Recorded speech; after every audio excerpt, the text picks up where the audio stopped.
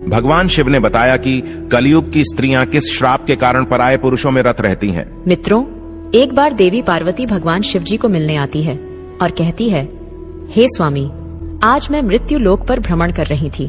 तब मैंने देखा कि कई स्त्रियां अपने पति को धोखे में रखकर पराये पुरुषों में रत रहती है। हे प्रभु, मैं जानना चाहती हूँ वह कौन सा शाप स्त्रियों को कलयुग ने दिया था, जिस कारण से स्त्रियां आज उन्मत्त होकर जी रही हैं, हर दूसरी स्त्री पति या पिता को धोखे में रख रही है तथा स्वेच्छाचारिणी बन रही है। हे प्राणनाथ, कृपा करें और मेरी इन आशंकाओं को दूर करें। तब मित्रों, भगवान शिव कहते हैं, हे देवी पार्वती, आज आपने जो कलयुग की स्त्री के विषय में प्रश्न किए हैं वह एक अटल सत्य है। यह कलयुग के कली पुरुष का शाप है, जिसकी कथा मैं आपको आज सुनाता हूँ। हे देवी पार्वती, मेरा आपसे निवेदन है, आप इस कथा का श्रवण और प्रसार अवश्य करें, ताकि हर एक पति पत्नी के बीच प्रेम और स्नेह की कभी कमी ना हो और वे हमेशा एक दूसरे के प्रति एक निष्ठ काम भाव रखें। मित्रों, भगवान शिव कहते हैं, हे देवी पार्वती, यह एक सत्य घटना पर आधारित कथा है जो कि आज से 5000 साल पुरानी है, जब कलयुग शुरू हो रहा था। निषेध देश के वीरसेन पुत्र नल नाम के एक राजा थे। वे रूप और गुणों से परिपूर्ण होने के साथ साथ सभी तरह के अस्त्रों शस्त्रों में उन्हें महारथ प्राप्त था, किंतु उन्हें एक चौसठ खेलने की बुरी आदत थी। उसी काल में विदर्भ देश पर भीष्मक नाम के एक राजा राज्य करते थे। उन्होंने दमन ऋषि को प्रश्न कर उनसे वरदान के रूप में 4 संतान प्राप्त की थी, जिसमें से 3 पुत्र और एक कन्या थी। पुत्रों के नाम थे दम, दांत, दमन और पुत्री का नाम था दमयंती। वह देवी लक्ष्मी के समान रूपवती थी। ऐसा भी माना जाता है कि उस समय तीनों लोकों में दमयंती के समान कोई भी कन्या सुंदर नहीं थी। मित्रों, एक भगवान शिव कहते हैं, हे देवी पार्वती, एक दिन की बात है कि राजा नल अपने राजमहल के उद्यान में टहल रहे थे। उसी समय उनकी नजर कुछ हंसों पर पड़ी। उसमें से एक सुंदर हंस को नल ने पकड़ लिया। तब हंस ने राजा नल से कहा, हे राजन, अगर आप मुझे छोड़ दो तो मैं विश्व सुंदरी राजकुमारी दमयंती के पास जाकर आपके गुना का ऐसा वर्णन करूंगा कि वो आपसे ही विवाह करेगी। राजा नल ने भी दमयंती के रूप की चर्चा पहले ही अपने दरबारियों के मुख से सुन चुके थे और मन ही मन दमयंती को पाने की चाहत भी रखते थे। वह उसे विवाह करना चाहते थे। मित्रों, भगवान शिव कहते हैं, हे देवी पार्वती, हंस की बातें सुनकर राजा नल ने उसको छोड़ दिया। इसके बाद वे सभी हंस उड़कर राजकुमारी दमयंती उद्यान में चले आए। वहीं दूसरी तरफ दमयंती हंसों को अपने महल के उद्यान में देखकर बहुत खुश हुई। वो भी हंसों को पकड़ने के लिए दौड़ने लगी। उसने जिस हंस को पकड़ा तभी वो हंस बोल उठा, हे रानी दमयंती, निषेध देश का एक नल नाम का राजा है। वह राजा बहुत ही सुंदर है। मनुष्यों में उसके समान सुंदर और कोई भी नहीं। वह मानो साक्षात कामदेव का ही स्वरूप हो। यदि तुम उनसे विवाह कर लो तो तुम्हारा जन्म और रूप दोनों ही सफल हो जाएगा। जैसे तुम स्त्रियों में सबसे रूपवती हो, वैसे ही राजा नल पुरुषों में सबसे सुंदर है। तुम दोनों की जोड़ी उत्तम रहेगी। हंसों की यह बातें सुनकर दमयंती के मन में भी राजा नल से मिलने की लालसा जाग उठी। इसके बाद दमयंती ने कहा, प्रिय हंस, तुम राजा नल तक मेरा प्रेम संदेशा पहुंचा दो। मित्रों, भगवान शिव कहते हैं, हे देवी पार्वती, फिर हंस ने लौटकर राजा नल को दमयंती का संदेशा भी दिया। इधर दमयंती दिन रात राजा नल का ही ध्यान करती रहती है। वो उनसे मिलने को व्याकुल हो रही थी, लेकिन उसे समझ में नहीं आ रहा था कि वो कैसे उनसे मिलकर अपने दिल की बात करें। नल के वियोग में दमयंती का शरीर और दुबला होता गया। वह कमजोर सी दिखने लगे। फिर कुछ दिनों के बाद राजा भीष्मक ने सोचा कि मेरी पुत्री विवाह योग्य हो गई है, तथा दमयंती के पिता ने उसके स्वयंवर का आयोजन किया, जिसमें सभी देशों के राजा को स्वयंवर के लिए बुलाया गया। स्वयंवर का निमंत्रण मिलने के बाद सभी देश के राजा वहां पहुंचने लगे। उधर जब देवर्षि नारद से सभी देवताओं को भी दमयंती के स्वयंवर का समाचार मिला, तो इंद्र और सभी लोकपाल विदर्भ देश के लिए निकल पड़े। राजा नल को भी संदेशा भेजा गया, तो वे भी तुरंत ही दमयंती के स्वयंवर के लिए चल पड़े। मित्रों, भगवान शिव कहते हैं, हे देवी पार्वती, नल के रूप को देखकर इंद्र ने रास्ते में ही अपने विमान को खड़ा कर दिया। अपनी राह में राजा नल ने जब सभी देवताओं को देखा तो अपने रथ से नीचे उतरकर उन सबको प्रणाम किया।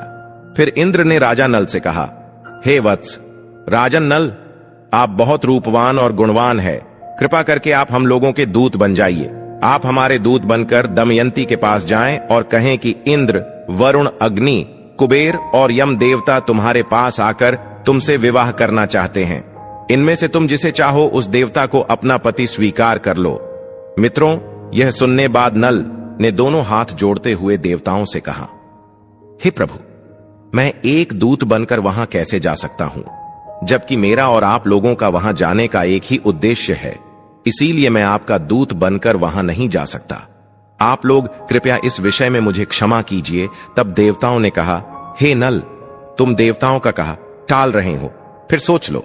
इंद्र की ऐसी कठोर वाणी सुनकर राजा नल देवताओं के दूत बनने को तैयार हो गए और उन्होंने इंद्र की आज्ञा से राजमहल में प्रवेश किया।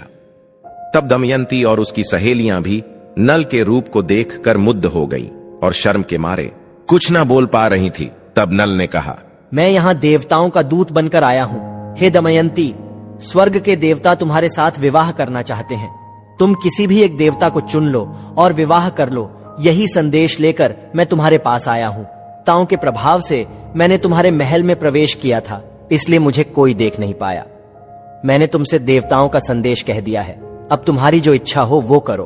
तब मित्रों, भगवान शिव कहते हैं, हे देवी पार्वती। दमयंती ने बड़ी ही श्रद्धा के साथ देवताओं को प्रणाम किया और मंद मुस्कान के साथ कहा, स्वामी, मैं तो आपको ही अपना सर्वस्व मानकर खुद को आपके चरणों में सौंपना चाहती हूँ। जिस दिन से मैंने हंसों की बात सुनी है, तब से मैं आपके लिए व्याकुल हूँ। आपके लिए ही मैंने राजाओं की भीड़ इकट्ठी की है। यदि आप मुझ दासी की प्रार्थना अस्वीकार कर देंगे तो मैं जहर खाकर मर जाऊंगी। दमयंती के मुख से ऐसी बातें सुनकर राजा नल ने कहा, हे देवी, जब बड़े बड़े लोकपाल देवता आपसे विवाह करना चाहते हैं तो फिर आप मुझ मनुष्य से क्यों वरण करना चाहती हैं? मैं तो इन देवताओं के चरणों की धूल के बराबर भी नहीं।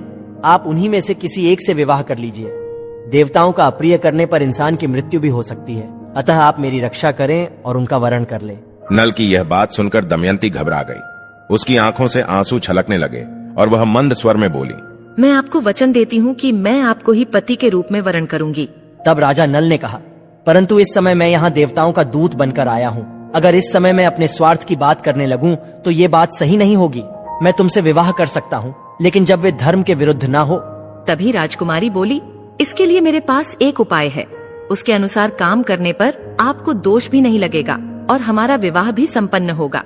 उपाय यह कि आप सभी लोगों के साथ स्वयंवर मंडप में आए और मैं आपको ही वरमाला डाल दूंगी। मित्रों, भगवान शिव कहते हैं, हे देवी पार्वती। राजा नल वापस देवताओं के समक्ष पहुंच गए और देवताओं के पूछने पर उन्होंने बताया कि वे रानी के पास तो दूत बनकर गया था, लेकिन वो और उसकी सखियां सभी मुझ पर मोहित हो गईं और आप लोगों के प्रस्ताव को उनके सामने रखने के बाद भी वे मुझे ही वरण करने पर तुली है। कुछ समय बाद स्वयंवर की घड़ी आ ही गई। राजा भीष्मक ने सभी को स्वयंवर सभा में बुलाया। सभी राजा अपने अपने स्थान पर आकर बैठ गए। तभी दमयंती भी आ गई। सभी राजाओं का परिचय दिया जाने लगा। वह उन्हें देख आगे बढ़ने लगी। तभी इसी कतार में दमयंती को एक ही स्थान पर नल के समान हूबहू दिखने तथा वैसे ही वेशभूषा वाले 5 राजकुमार खड़े दिखाई दिए।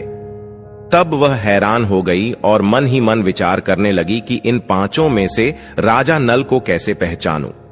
तभी वो समझ गई कि ये देवताओं की माया है और अंत में दमयंती ने निश्चय किया कि इस समस्या से बाहर निकलने के लिए वो देवताओं से ही सहायता मांगने लगी और अपने हाथ जोड़कर देवताओं की स्तुति करने लगी और कहने लगी, हे देवताओं, हंस के मुंह से नल का वर्णन सुनकर मैंने उन्हें ही पति के रूप में वरण कर लिया था और उसी को पाने के लिए मैंने ये स्तुति शुरू की है। कृपा करें आप लोग अपने साक्षात रूप में प्रकट हो जाए, जिससे मैं राजा नल को पहचान सकूं। देवताओं ने प्रसन्न होकर उसे ऐसी शक्ति दी जिससे वह देवता और मनुष्य में अंतर कर सके। तत्पश्चात वह राजा नल के गले में माला डालकर उसका वरण कर लिया। मित्रों, भगवान शिव कहते हैं, हे देवी पार्वती, स्वयंवर पूरा होने के बाद देवता वापस स्वर्ग की ओर जा रहे थे। उस समय उनकी मार्ग में ही कलयुग और द्वापर से भेंट हो जाती है। तब इंद्र ने पूछा, कलयुग कहां जा रहे हो? तब कलयुग ने कहा, मैं दमयंती के स्वयंवर में उससे विवाह करने के लिए जा रहा हूं। फिर इंद्र ने बताया, अरे स्वयंवर तो कब का पूरा हो गया। दमयंती ने नल का वर्णन कर लिया है, हम लोग तो बस देखते ही रह गए। यह सुन कलयुग बोला, यह तो अनर्थ हो गया। उसने देवताओं का घोर अपमान किया है। इसीलिए उसे इस अपराध दंड अवश्य मिलना चाहिए। तभी देवताओं ने कहा, दमयंती ने हमारी आज्ञा प्राप्त करके ही नल को वर्णन किया है। हे कली, वास्तव में नल सर्वगुण संपन्न और उसके योग्य वर है। वे धर्म के बड़े ज्ञाता भी हैं, इसीलिए उसको श्राप देना पुण्यवान ब्राह्मण को नरक में गिराने के समान है, जो कि एक महापाप है। मित्रों, भगवान शिव कहते हैं, हे देवी पार्वती। ऐसा कहकर देवता आगे बढ़ गए, लेकिन कल युग और द्वापर इसी विषय पर बात कर रहे थे। कल युग ने द्वापर से कहा, मैं अपना क्रोध शांत नहीं कर सकता, इसीलिए मैं नल के शरीर में निवास करूंगा और उसे मैं राजविहीन कर दूंगा। उस स्थिति में वह दमयंती के साथ नहीं रह सकेगा। उसे 64 का बड़ा शौक है, इसीलिए तुम भी 64 के पासों में प्रवेश करके मेरी सहायता करना।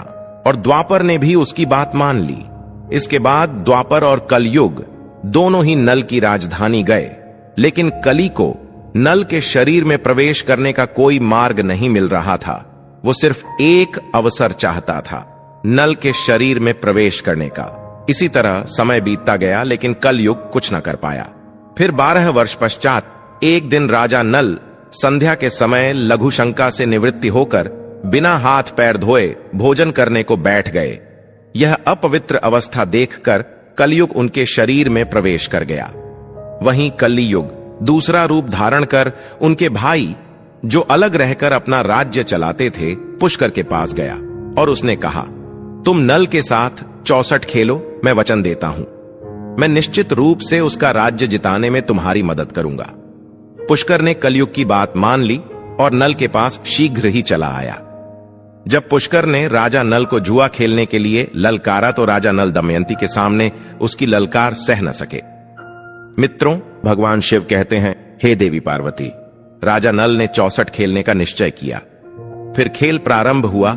उस समय नल के शरीर में कलयुग प्रवेश कर चुका था और पासों में ट्वापर था, इसीलिए नल जो कुछ भी जुए में लगाते वो हार जाते।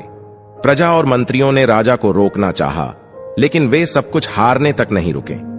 जब मंत्रियों ने रानी तक राजा को रोकने का संदेश पहुंचाया, तब दमयंती ने राजा नल से कहा, हे स्वामी, आपकी सारी प्रजा आपके दुख के कारण अचेत हुई जा रही है। इतना कहकर दमयंती भी रोने लगी, लेकिन राजा नल कलयुग के वश में होने के कारण उसकी एक बात भी नहीं सुन रहे थे और जुआ खेलते रहे। द्वापर का पासों पर नियंत्रण था, इसलिए राजा नल जो भी पासे फेंकते थे उनके प्रतिकूल ही पड़ते। जब दमयंती ने यह सब देखा तो राजा नल के सारथी को बुलाकर बच्चों को रथ में बिठाकर कुंडीनगर को भेज दिया। इसके बाद पुष्कर ने राजा नल का सारा धन 64 में जीत लिया और बोला, क्या तुम्हारे पास दांव पर लगाने के लिए कुछ और भी है? अगर तुम दमयंती को दांव पर लगाने के लायक समझो तो उसे भी लगा सकते हो, बदले में मैं सब कुछ वापस लौटा दूंगा। लेकिन राजा नल ने दमयंती को दांव पर नहीं लगाया। मित्रों, 64 में सब कुछ हारने के बाद राजा नल और दमयंती जंगल जंगल भटकने लगे, तो उन्हें भोजन तक नसीब नहीं होता था। एक दिन राजा नल ने देखा कि कई पक्षी उनके पास आकर बैठ गए। उन पक्षियों के पंख सोने के समान चमक रहे थे। नल ने सोचा कि अगर मैं इन पक्षियों के पंख प्राप्त कर लूं तो इनसे कुछ धन मिल सकता है। ऐसा सोचकर उन्हें पकड़ने के लिए नल ने उन पर अपने पहने हुए वस्त्र डाल दिए, लेकिन पक्षी उनके वस्त्र भी लेकर उड़ गया। असल वे में पक्षी नहीं थे। राजा के पास जो राजसी वस्त्र थे वे कलयुग पक्षी बनकर उसे भी छीनने को आया था। नल अब नंगे होकर बड़ी ही खिन्नता के साथ ऊपर देखता हुआ रह गया और मायूस होकर वह दमयंती के पास पहुंचा और उसे सामने के मार्ग दिखाने लगा। दमयंती, तुम देख रही हो, यहां बहुत से रास्ते हैं। अवंती की ओर जाता है, दूसरा पर्वत होकर दक्षिण देश को सामने विंध्याचल पर्वत है। ये पियोशनी नदी समुद्र में मिलती है और यह कौशल देश का मार्ग है। राजा नल का दुख और लाचारी देखकर दमयंती की आंखें आंसुओं से भर गई। नल से कहा, क्या आपको लगता है कि मैं आपको छोड़कर अकेली कहीं जा सकती हूं? मैं आपके साथ रहकर ही आपके दुखों को बांटना चाहती हूं। दुख में आपका साथ देना मेरा पहले धर्म है। ऐसा कहकर नल के मन के दुखों को हल्का कर देती है। उस समय नल के शरीर पर एक भी वस्त्र नहीं था और ना ही जमीन पर सोने या बैठने के लिए कोई वस्त्र थे। मित्रों, भगवान शिव कहते हैं, हे देवी पार्वती, नल और दमयंती के साथ कलियुग ने अपना क्रोध इस प्रकार से निकाला। फिर संध्या समय वे दोनों वहीं पर ही सो गए। कुछ समय बाद नल गहरी सोच में पड़ गया और मन ही मन कहता है कि ये मुझसे बड़ा प्रेम करती है। प्रेम के कारण ही उसे इतना दुख झेलना पड़ रहा है। फिर राजा नल ने सोचा कि इसे छोड़कर चला जाऊं तो संभव है कि इसे इन दुखों से राहत मिल जाए और यह चलते चलते अपनी पिता के राज्य को चली जाए। यह सोचकर उसने दमयंती की साड़ी को फाड़कर अपना शरीर ढक लिया। दमयंती गहरी निद्रा में थी और नल उसे छोड़कर निकल गए। दरअसल शरीर में कलयुग का प्रवेश होने के कारण राजा नल की बुद्धि नष्ट हो गई थी, इसीलिए वे अपनी पत्नी को वन में अकेला छोड़कर वहां से चले गए। जब दमयंती की नींद टूटी तब उसने देखा कि राजा नल वहां नहीं है। यह देख वह चौंक गई और राजा नल को पुकारने लगी। जब दमयंती को राजा नल बहुत देर तक दिखाई नहीं पड़े तो वह जोर जोर से रोने लगे और भटकती हुई जंगल के बीच पहुंच गई। वहां एक बड़े से अजगर ने दमयंती पर हमला कर दिया और दमयंती चिल्लाने लगी। तब उसके स्वर एक व्याध के कान में पड़े। वह उधर ही घूम रहा था। वह दौड़कर वहां आया और यह देखकर कि दमयंती को अजगर निगल रहा है, तभी उस शिकारी ने तेज बाणों से उस अजगर का मुंह चीर डाला। फिर उसने दमयंती को अजगर से छुड़ाकर सहारा देकर भोजन करवाया। तत्पश्चात तुम कौन हो? किस कष्ट के कारण इस निर्जन वन में भटक रही हो? ऐसा पूछा। मित्रों, दमयंती की सुंदरता चाल देखकर वह व्याध उस पर अत्यंत मोहित हो चुका था। वह दमयंती से मीठी मीठी बातें करके उसे अपने वश में करने की कोशिश करने लगा। दमयंती को उसके मन के भाव समझ गए। उसने ने उसकी वासना को बहुत रोकना चाहा, लेकिन जब वे किसी भी प्रकार से नहीं माना तो उसने उसे शाप दे दिया कि मैंने राजा नल के अलावा किसी और का भी चिंतन कभी नहीं किया, और अगर ये सत्य हो तो ये व्याध अभी भस्म होकर मर जाए, ये मेरा शाप है। दमयंती के इतना कहते ही व्याध के प्राण पखेरु उड़ गए। उसके मर जाने के बाद दमयंती इस निर्जन और भयंकर वन में खो चुकी थी। फिर रास्ते में मिले लोगों से पूछती हुई उत्तर की ओर बढ़ने लगी। भटकते हुए 3 दिन और 3 रात बीत गए और फिर वो अगले दिन शाम के समय राजा सुबाहु के राज्य में जा पहुंची। मित्रों, भगवान शिव कहते हैं, हे देवी पार्वती, वहां उसे सब लोग पागल समझ रहे थे। बच्चे उसे परेशान कर रहे थे। तभी उस राज्य की राजमाता की नजर दमयंती पर पड़ी। राजमाता ने अपनी दासी से कहकर उसे अपने पास बुलवा लिया और उससे पूछा, हे सुंदरी, तुम कौन हो और ऐसे घूमते हुए तुम्हें डर नहीं है? तब दमयंती ने कहा, मैं एक पतिव्रता स्त्री हूं, मैं कुलीन हूं और राजा की धर्म पत्नी हूं। तब रानी ने कहा, ठीक है, तुम महल में ही रह जाओ। तब दमयंती ने कहा कि मैं यहां रह तो जाऊंगी, पर मेरी 3 शर्तें हैं। मैं झूठा नहीं खाऊंगी, कभी भी पैर नहीं धोऊंगी और पर पुरुष से बात नहीं करूंगी। तब राजमाता कहती है, हाँ ठीक है, तुम्हारी शर्तें मंजूर हैं। मित्रों, भगवान शिव कहते हैं, हे देवी पार्वती, वहीं दूसरी तरफ राजा नल जंगल में भटक रहा था तो उसी समय जंगल में आग लगी थी। तभी नल को किसी के चिल्लाने की आवाज आ रही थी। वह उस तरफ दौड़ पड़ा। वहां पहुंचकर उन्होंने देखा कि नागराज कुंडली मारकर बैठे हुए हैं। उसने नल से कहा, राजन, मैं कर्कक कोटक नाम का सर्प हूं।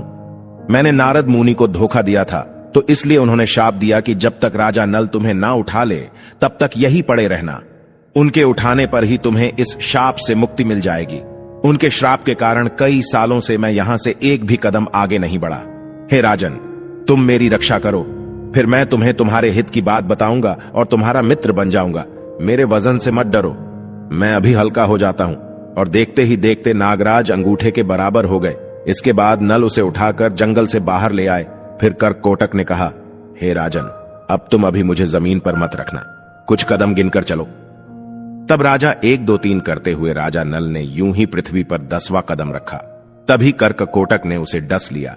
उसका नियम था कि जब भी कोई दश बोले वह दंश करता था। मित्रों, तब वह राजा नल अचंभित रह गए और फिर कर्ककोटक ने कहा, हे राजन, तुम्हें कोई पहचान ना सके, इसीलिए मैंने डस के तुम्हारा रूप बदल दिया है।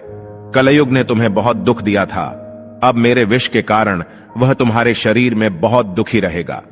तुमने मेरी रक्षा की है, मेरे विष के कारण तुम्हें हिंसक पशु पक्षी या फिर शत्रु का भी कोई भय नहीं रहेगा।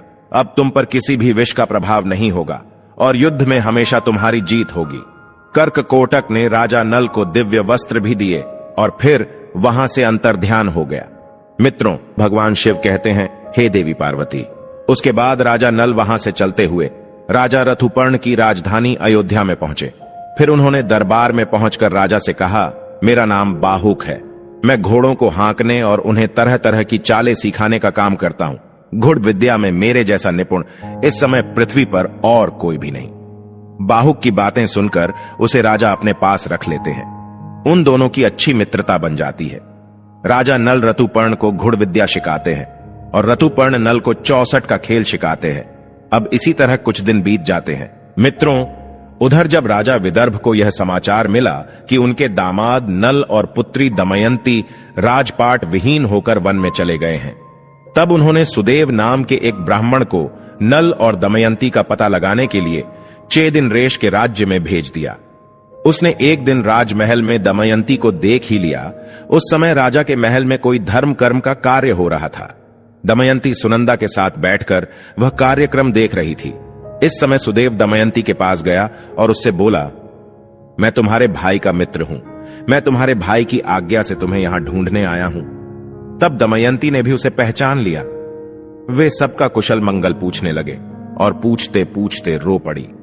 तब सुनंदा दमयंती को रोता देख घबरा गई और उसने अपनी माता के पास जाकर उन्हें सारी बात बताई। राजमाता तुरंत अपने महल से बाहर निकलकर आई और ब्राह्मण के पास जाकर पूछने लगी, हे सुदेव, ये किसकी पत्नी है? किसकी पुत्री है? अपने घर वालों से यह बिछड़ कैसे गई? तब सुदेव ने उनका पूरा परिचय राजमाता को दिया। इसके बाद सुनंदा ने अपने हाथों से दमयंती को स्नान कराया, जिससे उसकी बाहों के बीच का लाल चिन्ह चंद्रमा के समाज प्रकट हो गया। उसके ललाट का वह दिल देखकर सुनंदा व राजमाता दोनों ही रो पड़े, क्योंकि राजमाता दमयंती की मौसी थी और उसने यह बात उनसे छुपाई हुई थी। भगवान शिव कहते हैं, हे देवी पार्वती। फिर दमयंती अपने पिता के घर को चली जाती है और रोते हुए गिड़गिड़ाते हुए उनसे प्रार्थना करती है वे उसके पति नल को ढूंढ ले। अपनी पुत्री की बात सुनकर राजा भीष्मक सुदेव को बुलाते हैं और राजा नल की खोजने की योजना बनाते हैं। उस समय दमयंती सुदेव से कहती है, हे सुदेव, हो सकता है कि मेरे पति शर्म के मारे तुमसे ना मिले और गुप्त रहकर अपना जीवन व्यापन कर रहे होंगे। तब तुम उनसे कहना कि वाह रे मेरे प्यारे छलिए, तुम मेरी साड़ी में से आधा वस्त्र फाड़कर चले गए। आपकी दासी उसी अवस्था में आपका इंतजार कर रही है। मित्रों, ब्राह्मण नल को ढूंढने निकल पड़े। बहुत दिनों के बाद एक ब्राह्मण वापस आया। उसने दमयंती से कहा, मैंने राजा रतुपर्ण के पास जाकर भरी सभा में आपकी बात दोहराई तो किसी से कुछ जवाब नहीं मिला। लेकिन जब मैं वहां से वापस आने लगा तब बाहुक नाम के एक सारथी ने मुझे एकांत में बुलाया। बाहुक शरीर से अत्यंत कुरूप और उसके हाथ छोटे छोटे थे। वह लंबी लंबी सांस लेकर रोता हुआ मुझसे कहने लगा, उच्च कुल की स्त्रियों के पति उन्हें छोड़ भी देते हैं तो फिर भी वे अपने शील की रक्षा करती हैं क्या? मति भ्रष्ट करने वाला पुरुष उस समय विपत्ति के कारण दुखी और अचेत था, इसीलिए उस पर क्रोध करना उचित नहीं। जब वह अपनी प्राण रक्षा के लिए जीविका चला रहा था तब पक्षी भी उसके वस्त्र लेकर भी उड़ गए।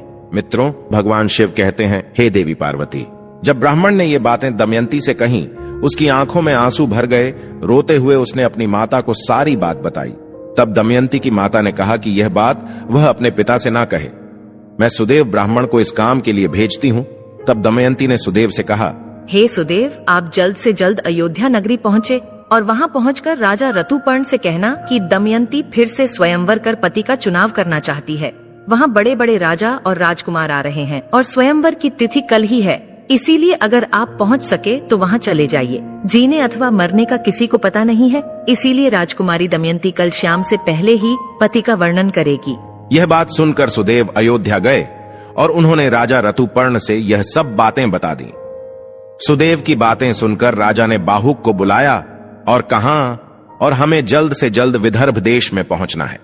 मित्रों, ऐसी बातें सुनकर जैसे नल का कलेजा ही फट गया और उसने सोचा कि यह संभव नहीं है कि दमयंती दूसरा विवाह करना चाहती है। फिर नल और रतुपर्ण शीघ्रता से रथ में बैठकर विदर्भ में आते हैं। घोड़ों की चाल से दमयंती को पता लग जाता है कि हो ना हो इस रथ का सारथी स्वयं राजा नल ही है। जब उसने खिड़की से बाहर झांक कर देखा तो एक कुरूप व्यक्ति घोड़ों की सेवा कर रहा था। दमयंती को पता लग गया कि वहीं राजा नल है। वह दौड़ते हुए उनके पास गई और उसे गले से लगा लिया।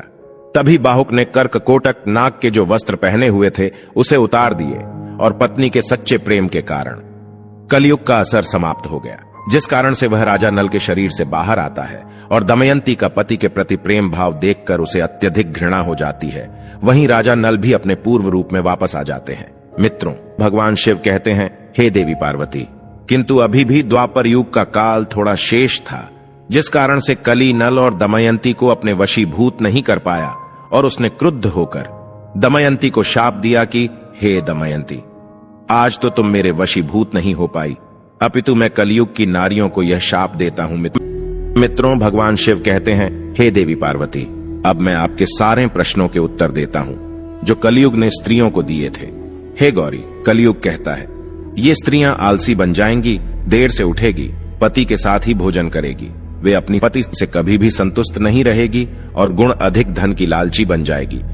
अतः कलयुग में स्त्रियों का राज हो जाएगा। हर घर की पुत्र वधू काम के लिए घर से बाहर जाएगी, धन की प्राप्ति होने सवेचाचारिणी बन जाएगी, उन्हें पति से ज्यादा पराये पुरुष अधिक पसंद होंगे, वे सही समय पर विवाह नहीं करेंगी तथा स्त्री को जो मां बनने का वरदान मिला है उसका भी अपमान करेगी और स्वयं बच्चे को जन्म देना नहीं चाहेगी। हे पार्वती, कलयुग की स्त्री कम वस्त्र परिधान करेंगी, उनका प्रेम भी झूठा होगा, बाल कटवाएगी, ठीक से बच्चों और परिवार की परवरिश नहीं करेंगी तथा अपने घर के वृद्ध लोगों को घर से बाहर निकाल देगी। हे गौरी, कुंवारी कन्या जो कि स्वयं देवी का स्वरूप है, वह भी विवाह पहले गर्भवती हो जाएगी। उनका पूजा पाठ में मन नहीं लगेगा, केवल दिखावे के लिए ईश्वर की पूजा करेंगी। किंतु जो लोग धर्म का पालन करते हुए ईश्वर का नाम स्मरण करते हैं, उन्हें मुक्ति मिल जाती है। जो स्त्री पति और ईश्वर सेवा सच्चे मन से करती है, वह देवी समान पूजनीय रहेगी, उन पर मेरा आशीर्वाद सदैव बना रहता है।